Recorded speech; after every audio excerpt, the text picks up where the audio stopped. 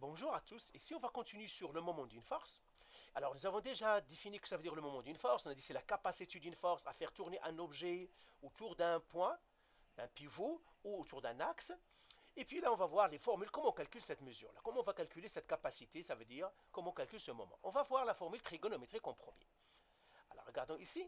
Eh bien, si j'ai un mouvement dans le plan, on peut utiliser la formule trigonométrique. Alors pour utiliser la formule trigonométrique ou pour calculer le moment, toujours trigonométrique ou pas, on doit connaître des informations. Première chose, je dois connaître le pivot, c'est-à-dire le point autour duquel la rotation va se faire, c'est-à-dire le centre de rotation. Je dois connaître le point d'application de la force, où la force s'applique, point d'application. Et bien sûr, je dois connaître le vecteur force lui-même. Voilà. Alors, la ligne, c'est-à-dire le vecteur qui relie le pivot avec le point d'application, on l'appelle R. C'est un vecteur de P à A. C'est un vecteur. On l'appelle R. Le vecteur R. Donc, je le mettrai ici R. Il est égal au vecteur PA. Okay. Alors, entre le vecteur, c'est-à-dire R, et puis le F, il y a un angle que j'appellerai ici θ. D'accord. Il se peut que ça soit aussi le aigu ici. Vous pouvez aussi prendre celui-là comme θ. Ça ne changera rien. Donc, soit qu'on prend l'obtus ou le aigu, ça ne changera rien.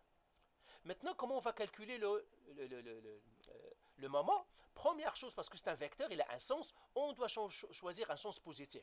Généralement, on choisit le sens positif, le anti-horaire. C'est-à-dire le sens de rotation anti-horaire, on le choisit positif. Donc, anti-horaire de rotation. Anti-horaire de rotation. La rotation anti-horaire est positive. Par exemple, cette force-là, il va faire tourner la tige vers le bas. Ça veut dire dans le sens contraire. Donc le moment ici, ça serait négatif. C'est pour cela que le moment, ça serait, voilà la formule.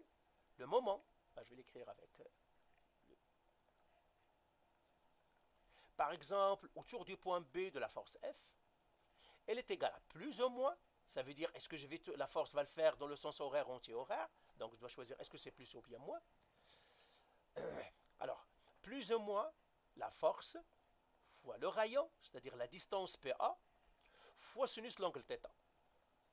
Ben, c'est ça la définition, c'est tout. Et c'est cette formule-là, donc nous avons deux formules ici. On va utiliser ces formules-là dans les exercices qui vont s'en venir. Allez, bye.